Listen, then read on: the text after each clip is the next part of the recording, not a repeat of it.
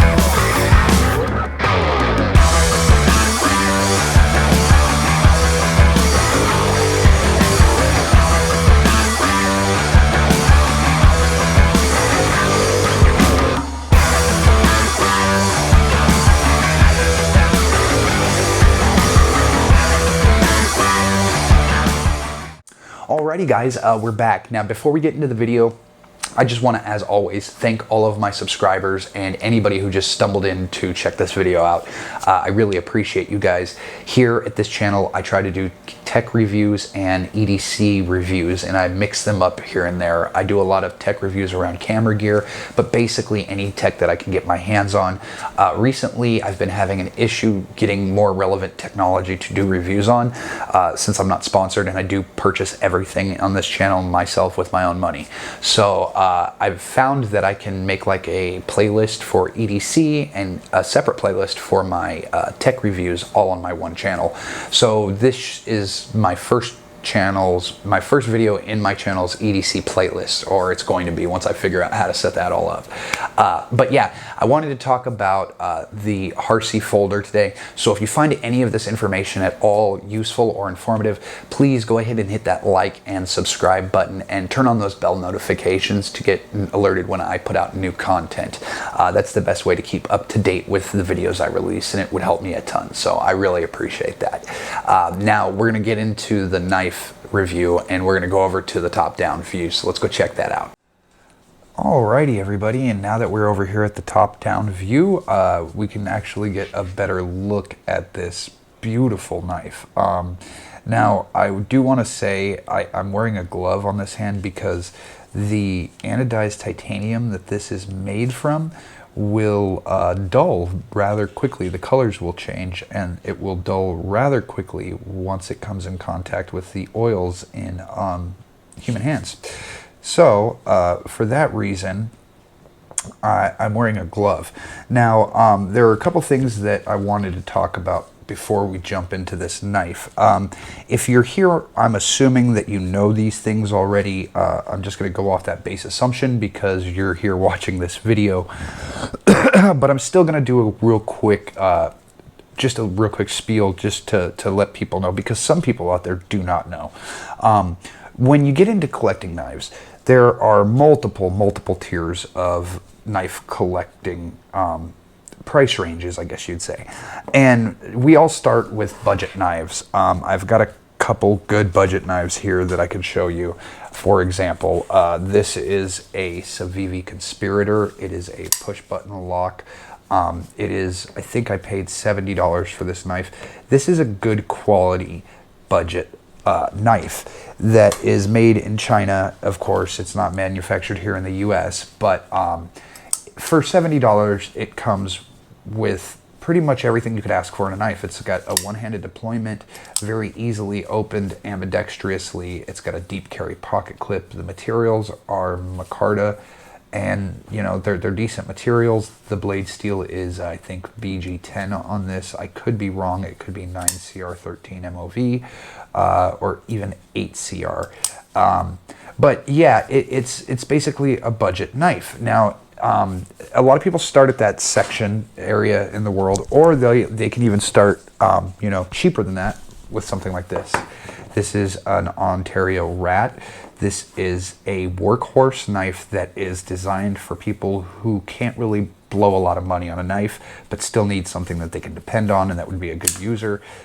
It's made with D2 steel, nothing special. It's a really good steel for being an ingot steel. It has great edge retention for what it is. I believe these come in around $30 or $40, and you know, they're made with G10. You know, nothing special. They're on phosphor bronze washers. And then, you know, these are the beginner's collector's knives. And then you'll start getting into some higher end pieces once you stay in the world for a little while. Something more like this, which would be your Spyderco Paramilitary 3, or Para 3, I'm sorry. This knife is around $165, I want to say. It comes in S45VN, which is a really amazing super steel.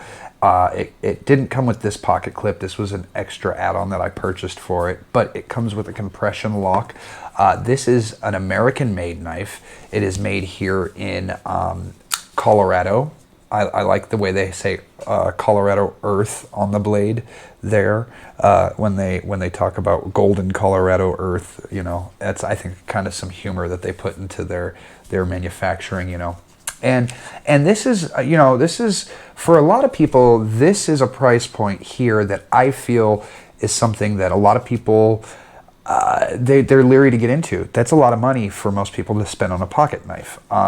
And some people, it takes a lot of convincing. But once you realize that, you know, it's a good company, they have great warranties on their products, and these are knives that are meant to last for 10, 20 years. Knives that you can hand on down to your kids. They'll still function. They can take a beating. They're really good at their jobs. It's just a great EDC knife, and this is something that is, I would consider, a mid-tier knife. And then they have your more expensive knives, something like, I guess I would say this here. This is about a $250 knife. It comes in milled titanium with S110V super steel. It also has a milled clip. It has a lock bar with a steel liner insert here to keep the blade from wearing and causing lockup changes in the future, because titanium is a softer metal than steel, so having titanium directly contact steel, there's benefits that you get from it, and then there's disadvantages. One of the benefits is that since it's softer metal, it has a tendency to be tackier and stick better, which means that the lock is a little bit stronger.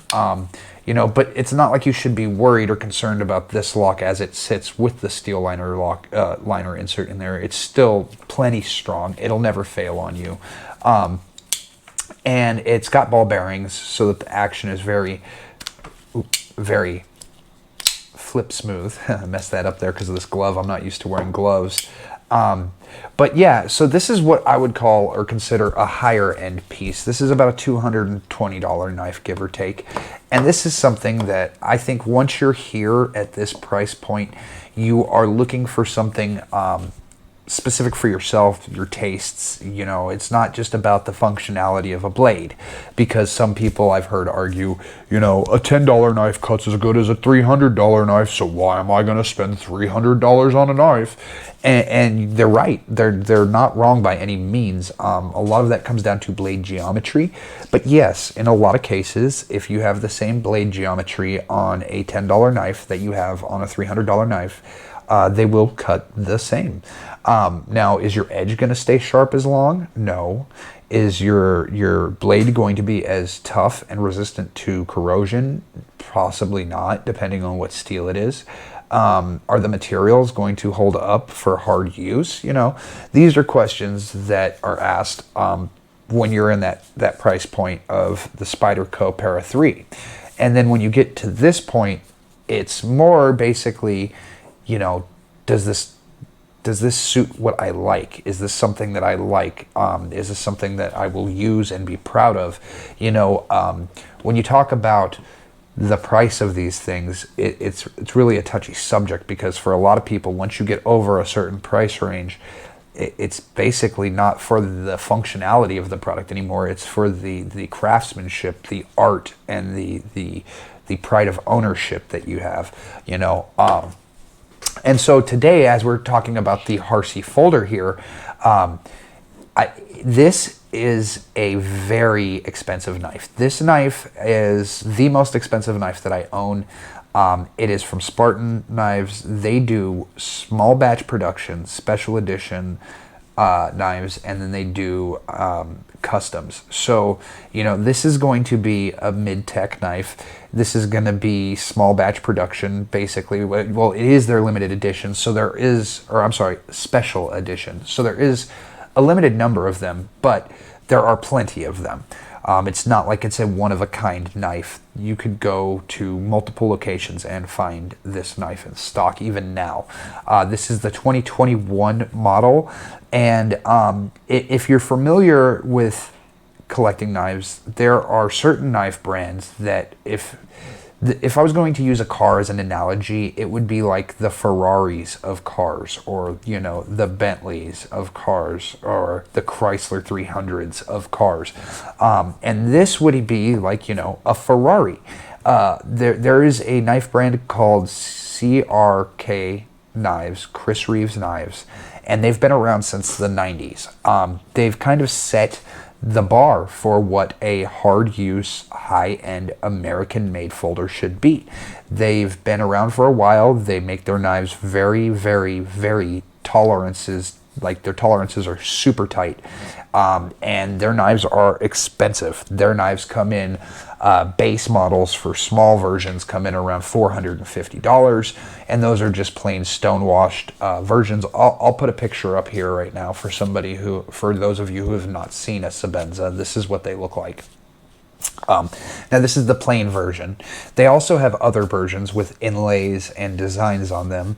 And these can get anywhere from $650 all the way up to $950 for one of these knives. The base stonewash versions, generally for the large versions, run around $500 to $600 new. And like I said, they've set the standard. So when we're looking at the Spartan Harsey, we have to take into consideration people saying a lot about it. Now, it is its own knife in its own right, but there are a lot of similarities to this knife with Sabenzas, Striders, some people say Rick Hinderer, aspects of this knife. And if you were to look at this knife, you would see it looks like an either overbuilt Sabenza or kind of a mix between a Strider's blade handle, the shape handle of the blade handle shape, and blade shape. You'll see that you can see some remnants, or what whispers of, I guess, what a Strider looks like. Strider, Hinderer, Medford, these are other high-end brands that are competitors to Chris Reeves knives. So they would be, if Chris Reeves were the Ferrari of knives, pocket knives, this would be, you know, the Denali or the Chrysler 300. And there's a lot of conjecture on whether these knives hold that, whether they deserve that spot, that place. And I'm just noticing now there's something on my pivot here. Oh, luckily it just came off. It was just a piece of debris or something. I'm glad it's not a scratch. But so yeah, they are very much so, and very quite often compared to the quality of a Sabenza. And after purchasing it, I had gone into Monkey's Edge, which I am lucky enough to live in Arizona and live about 2 miles from this retailer, who, from what I hear, do most of their business online.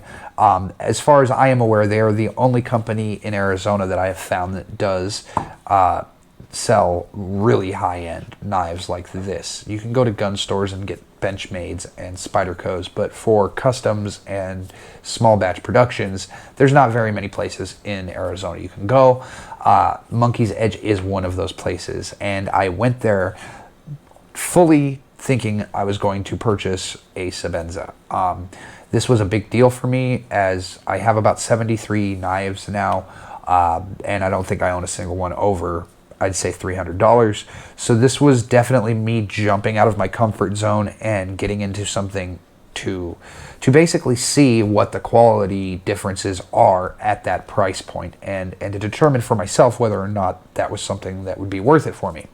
And when I got into their location, the store, they were really awesome. I love it there. Big shout out to Monkey's Edge. They were friendly, knowledgeable. They actually let me handle multiple knives from different brands. So I got to hold a Chris Reeves knife, the new Sabenza 31, mini, the small version, and the large 31. I got to hold this Spartan knife and a couple other of their special editions. And I will admit, I did not do my due diligence before I changed my mind and switched from Sabenza, and basically I based all of that decision making off of my experience holding it in my hand for that first time. Now, I've been told that these knives, because they're on phosphor bronze washers, they have more of a, they're not fall shut knives. They have more of a hydraulic close to them that is very deliberate and very smooth, almost like glass on glass. And they have very easy deployment. I noticed that I could deploy the Spartan Harsey, but I could not deploy the right-handed version of the Sabenza because the thumb studs are not dual on the Sabenza. They only come with one thumb stud. Now, you can transfer it from side to side, but on the right-handed Sabenzas, they're set up for your thumb, so they're on the left-hand side of the knife. And I found that the detent was too strong for me to flip the knife out. I ended up having to use 2 fingers or 2 hands to open the knife, and that ended up being an issue. So that was something that I decided, one of the reasons why I decided while I was in the store to go ahead and go with the Spartan Harsey. Really quickly after purchasing it, though, I debated my decision. I got home and there were some things that I started to notice about the knife. One, there is no choil here. There's no sharpening choil. A choil is a cutout at the base of the blade to where, here, I'll show you on my Demco. I have a Demco here. This and your Demco has this little notch cut out at the very base of the blade here, you'll see. Let me see if I can get something to point to this with. Here, I'll just use another knife. So, right here, you can tell that there's this little notch cut out. And that is a sharpening choil. And what that means is that when I continuously sharpen this knife throughout time, that this plunge grind is not going to come up above the base too much, or it's going to take a lot longer for it to be touching this base piece of steel here. So basically, it's going to give you a longer lifespan on the blade, and it's not going to cause the blade to give you a recurve, which eventually, without the choil, this blade right here will start to recurve as I sharpen it. And that is something that I don't particularly like. Now, there are arguments for not having a choil. A lot of people say the choils get stuck on material as you're cutting. The same could be said for the thumb studs. I don't usually generally have that issue with knives. And with the thumb studs in this case, they're not really in the cutting path, or if they are, they're in such a small portion of the cutting path that it's not really, it's not going to hinder your cutting ability. One of the other things that I noticed or learned about this knife was that it does not have D-cut pivot or hardware. Now, in a lot of knives, even budget knives that I own, they have a D-shaped pivot so that it can't freely spin when you're screwing in the other side. These don't have that. So these are free spinning pieces of hardware that you have to basically have 2 torque wrenches and twist from either side to disassemble the knife, which is something that I find very lazy for being a $600 knife. I find that almost inexcusable. These are nitpicky things, but at this price point, I have the right to be nitpicky. I spent a lot of money on this knife, you know, and then I don't really particularly care for the fact that it doesn't have a deep carry pocket clip, and I haven't been able to find any third-party clips. It would be nicer if I had a deep carry clip. I personally prefer deep carry. I've gone out of my way to purchase deep carry clips for a lot of my other knives. This wasn't the standard clip for this knife, but I got the deep carry clip. That way, when it's in your pocket, all you see is the clip. You don't see half the knife hanging out. Whereas with this one, your pocket ends right here. So this remaining portion of the knife is always going to be sticking out of your pocket. That, again, is a nitpicky thing, but it's just a preference that I have.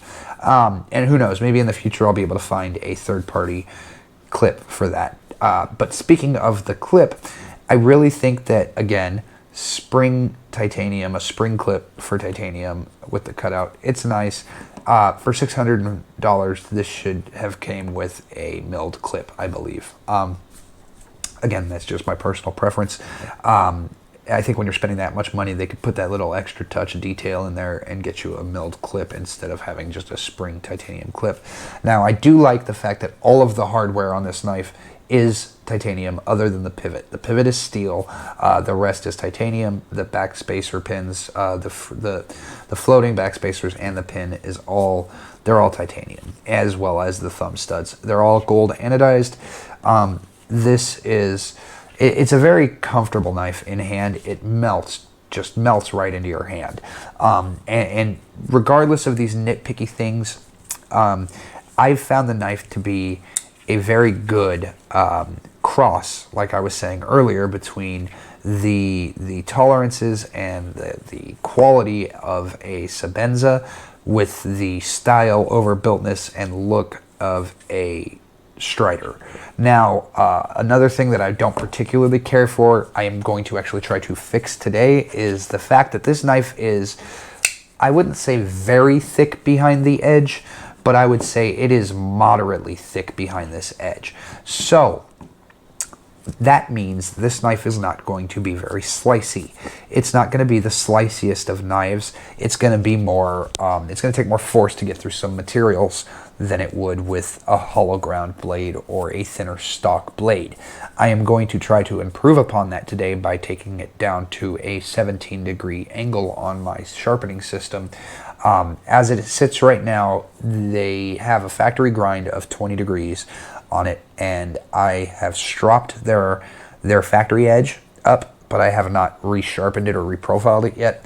And I've just found it to be a little bit too thick still behind the edge. So I'm going to try to flatten that edge down a little bit, make that bevel a little bit wider, and get it down to a 17-degree edge. And I'm hoping that that will solve my issue with the fact that it doesn't really have the best cutting geometry. It's still, the tip thins out quite a bit. So the closer to the tip that you get, I would say from this point out, it still has some decent sliciness to it. But I'd prefer if that sliciness went the whole length of the blade, and that's something that I'm going to try to achieve with a new sharpening technique. So I'm going to do that. Now, every one of these knives comes with a date stamp of when the knife was put together and assembled underneath the plate for the pocket clip to be switched out, and they put it on both sides. So if you ever have the question of whether or not your knife is authentic or a fraud or forgery, a clone, you can always look under this plate. I have not yet seen any clones of a Harsey, but that doesn't mean that they won't pop up. Nowadays, everything's being cloned, from Sabenzas to, you know, these Andrew Demko knives, and these have only been on the market for, I think, a year and a half now. So let's see. We went over the thickness of the blade stock. That was a little bit of an issue that I felt. Oh, this does not have that lock burr insert that we were talking about. It does, however, have a over travel stop that I find very creative. They've used a huge oversized pivot. I believe it's a T15 to unscrew this, and they have it on both sides, and on the show side, it has a huge washer on the inside of the knife to give you more surface area, you know, and they're phosphor bronze washers. And then on the pivots, or the non-show side of the knife, the pivot, also doubles as a over travel stop, so you will not be pushing out on the titanium bar. The older models had a Rick Hinderer style pivot over travel stop on the inside, that it was the tri-way stop, so it also actually prevented play this way, pushing down on this titanium lock. Now, this one doesn't have that to my knowledge, but I've pushed on it and it is very solid. I have no fear that I'm going to accidentally push this into the knife. And I don't know if there's some internal mechanism in that pivot that I'm just not seeing that prevents it from going this way or not. It's very possible. But yeah, they do not have a, they have a smaller washer on the lock bar side too. Unfortunately, they had to have clearance for that lock bar, but they do, it's still pretty large, so it still gives you a nice amount of surface tension or surface coverage. And then the lack of the lock bar insert. Now this, as I said earlier, there's a debate, it does make it a stronger lock, but only slightly. So is that slight strength advantage gonna be worth having to replace this entire lock face once wear happens over time and it starts to go further and further over? It's going to be less and less reliable. Now, if you have a steel liner lock insert, you can literally unscrew it, pop it out, throw a new one in, and you're good to go. Whereas with this, you have to replace this entire scale because there is no steel liner lock insert. And the only benefit to that I know of is that you're getting a little bit stronger of a lockup, but it's not worth, it's minuscule in the advantage that it gives you. So that's, again, a nitpicky thing to nitpick about. But like I said, when you spend this much money on a knife, I think that you have the right to be nitpicky about that product that you're purchasing. You want to take pride in it. But other than that, all around, from what I've experienced with this knife so far, it is, if you're looking to get a Sabenza, the plain Jane models are going to cost you $500 to $600 for the large. Now, if you want one of their very simple designs, like the ones that I had put up on screen earlier, they're very simple, nothing intricate. Those knives can go up to $950. So for getting a knife that has the same quality materials, the same tight tolerances, the same quality warranty, the same hard use expectation for the knife. This knife on the box, it said, that this isn't, it's a gold or elite class knife that they make, meaning that it is heirloom quality. But it also says directly on the box, this is a hard used knife and it's meant to be used hard. So please use the knife hard. And I know for me personally, that's really hard for me to do. I do use this and carry this knife with me daily. And when I'm not using it or carrying it, I am literally rubbing it with rubbing alcohol and diaper wipes, cleaning it, because I love it so much. And it's such a beautiful design. They have another 4 designs, I believe. They have a Plague Doctor. They have a Clockworks version. They have a Warthog Bomber version that I've seen, and a Guardian Angel version that I've seen, and they are all, this etching is in there. It's if you can see it, it is up there. Sorry about that, my computer just turned off in the background. That's what that noise was. But these etchings and anodization, these are there for life. This is definitely something that I am proud to carry, and it is definitely something that I will be giving to my sons, one of my sons, when I pass away. When I go on and leave this world, this is something that I hope will be passed down to my children, and that they will get years of use out of it. So if it's comparable to a Sabenza, I personally, in my opinion, I say yes. Now, like I said earlier, what you're willing to pay for a pocket knife varies, and at this point, you're not paying for a knife. You're paying for the art, the craftsmanship, the pride of ownership. These are the things that you're paying for. And I will not say that these are not overpriced, even for that. It amazes me. I own a Ruger Security 9 All-American, and I know there are gun snobs out there that you know, say Rugers are trash. They only like Glocks or whatever. Everybody has their own opinion. I personally have never had a Ruger handgun fail on me, and I've been carrying a Ruger for almost 20 years now. I've never had one fail on me. I've loved every one that I've had. They're made here in America, here in Arizona, even in Prescott, Arizona, and they have great warranties, great customer service. So I love them. I have a very nice Ruger, and this knife costs about $30 more than that 9mm handgun. And when I logically look at the two products next to each other and realize how much intricate work has to go into the trigger mechanism, the design, everything that goes into a gun that has all these moving parts, and how much how is it possible that two slabs of titanium, laser etched, anodized with some electricity ran through them, and then milled out on a piece of machinery, two flat slabs with a piece of steel in between them, could run the same price as a handgun with all of those intricate parts and all of that attention to detail put into the manufacturing of that handgun.